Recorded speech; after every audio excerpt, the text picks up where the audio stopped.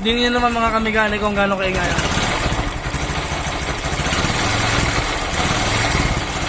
Ingay mga kamigani ko.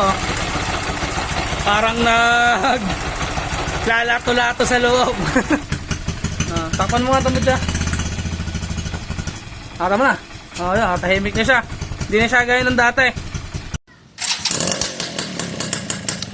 Mga kamigani ko, panibagong araw, panibagong vlog tayo ngayon mga kamigani ko. Ang katatapos nga pala lang nung ating nirestore na Suzuki Export. At aray, may dumating na ulit tayong gagawin. Hindi naman natin nire-restore mga kamigani ko. Ang issue lang ay mag-overhaul tayo ngayon mga kamigani ko ng Honda CB.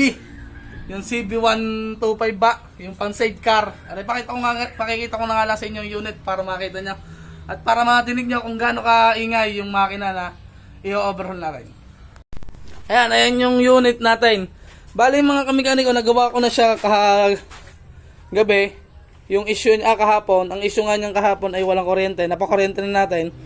Tapos sa paandar na. Kasi napa-stock to ng mahigit 8 buwan daw, sabi nung may-ari, yung sibing to. Ayan. Ngayon, okay na yung andar niya. Ngayon, maingay naman. Ngayon, i-overhaul naman natin yung makina. Yung issue niya nung kahapon ay wala siyang kuryente. Kita niyo mga tanggal-tanggal pa yung mga pulsar. Pero napakuryente na natin. Tapos namamatay daw dati, namamatay pagka mainit na.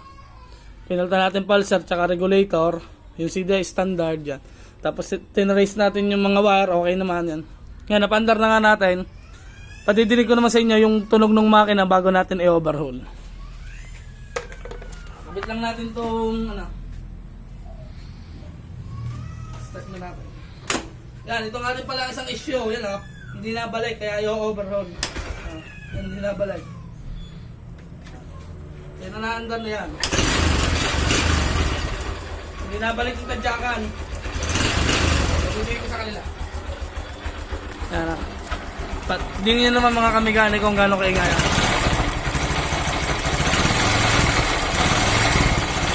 Ingay mga kamigani ko. Parang lalato-lato sa loob. Yan na.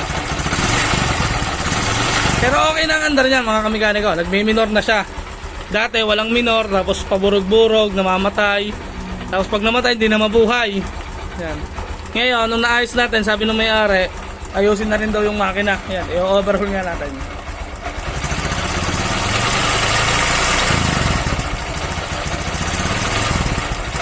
Ingay.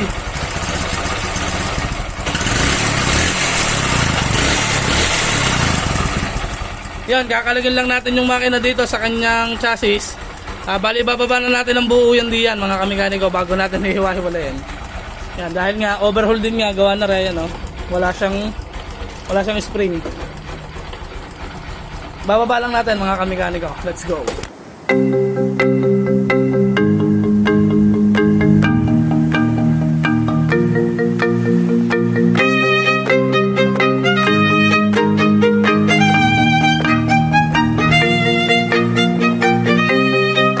Okay na, nababa na natin. Lalagay naman natin doon sa lagay ng makina.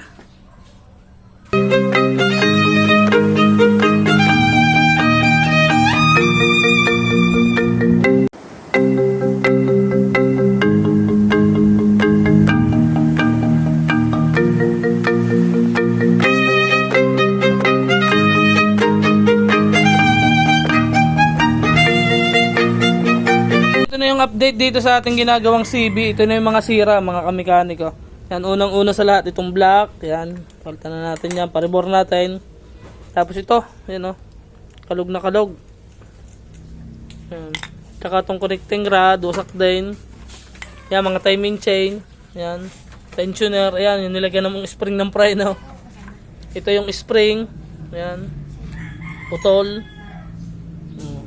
Yan, nadali na lang natin sa machine shop. Tapos bili tayo sa Honda nitong mga ibang pyesa para mabuo na natin. Update ko na lang mamaya pag nakapamili na tayo. Tapos nadala na natin to sa machine shop.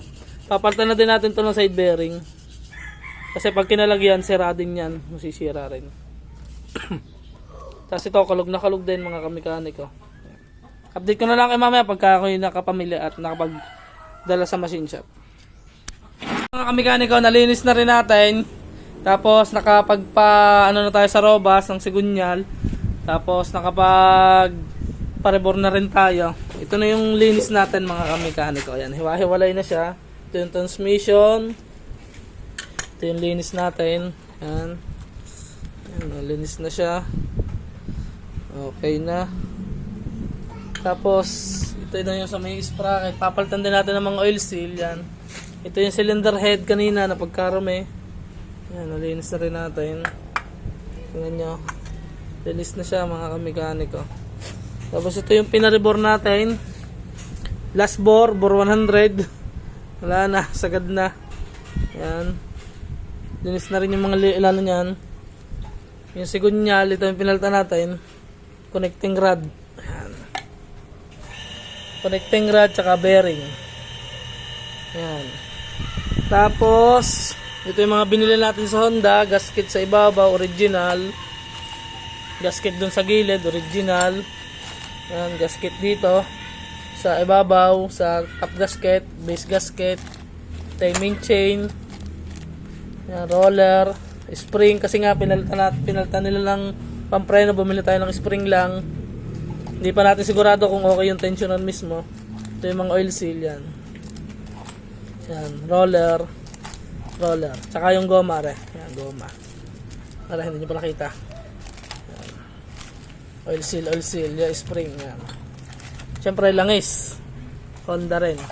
Ito yung bagong piston. Yan, bore 100. Tapos ito yung spring, original din. Original spring. Yan. Buo naman tayo mga kamekaniko. Yan. Kabit lang natin yung mga transmission tsaka sigunyal. Samahan niyo ako mga kamekaniko. Let's go!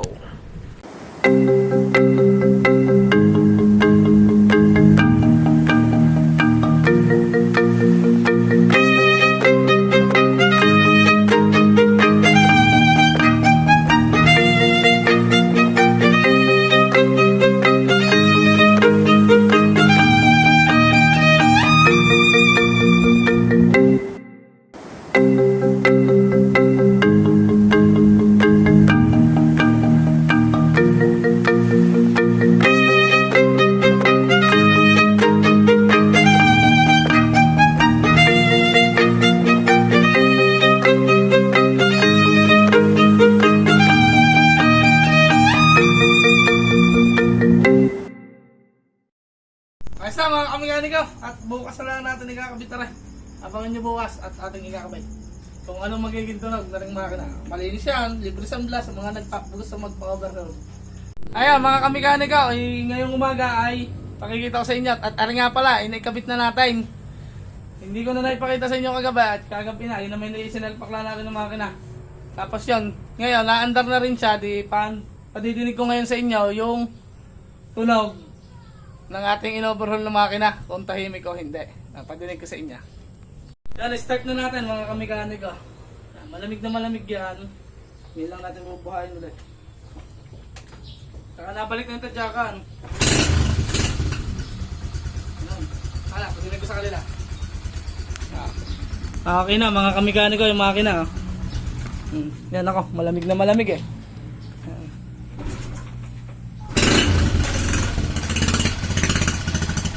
Tahimik na siya mga kamekaniko. Diba? Takpan mo nga tamad siya. Tama na. Yan, tahimik na siya. Hindi na siya gaya ng dati. Ayos. Para mga kamekaniko, hanggang din na lang ulit ang ating vlog. At ayan, meron tayong natapos na overhaul na CB. Yan.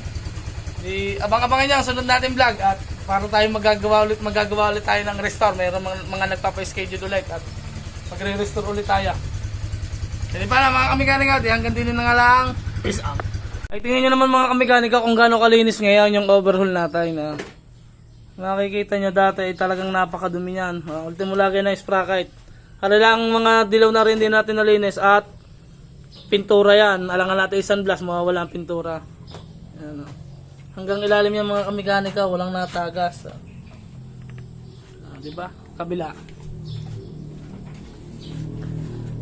Tingnan nyo naman kung gaano kalinis yan mga kamekaniko. Dati pagkarumi ng makina. Ngayon parang bago mga kamekaniko. Diba? Alright, hanggang ilalim.